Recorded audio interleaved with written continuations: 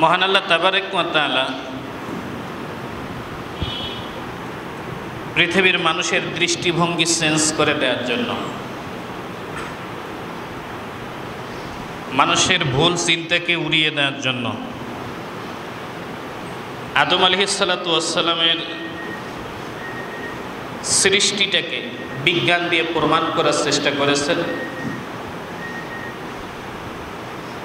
আল্লাহ বুঝাতে চেয়েছেন, ইন্নী আরাদু বিহি ইন্নী উরিদু আন ইয়াকুনা লাহু কুন। আল্লাহ যখন কিছু চান শুধুমাত্র বলেন হও অমনিতা, এরপরে উৎসুক জনগণ, পৃথিবীর মানুষ বিভিন্নভাবে আল্লাহকে প্রশ্ন করা শুরু করলো। মানলাম আদম মাটি থেকে, তার পরবর্তী মানুষ কি থেকে? তখন আল্লাহ তাবারক ওয়া তাআলা পবিত্র কোরআনুল কারীমের প্রথম দিনের প্রথম সূরায় বললেন, ইকরা বিসমি রাব্বিকাল্লাযী খলাক খলাকাল ইনসানা মিন আলাক।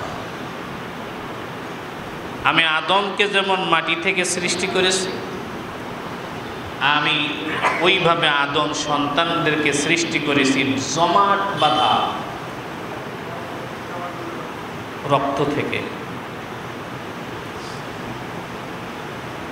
فَإِنَّا خَلَقْنَاكُم مِّن تُرَابٍ ثُمَّ مِن نُّطْفَةٍ ثُمَّ مِنْ عَلَقَةٍ ثُمَّ مِن مُّضْغَةٍ।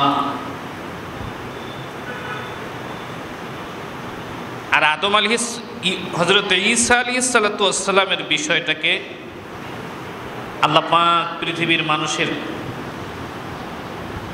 মস্তিষ্কে ঢুকিয়ে দেওয়ার জন্য পবিত্র কোরআনে একটা সূরার নামই করলেন তার মায়ের নামে। এই সূরাটির নাম কি? একটু মেহেরবানি করে আমরা সবাই মেনে বলবো, কি নাম? মারিয়াম।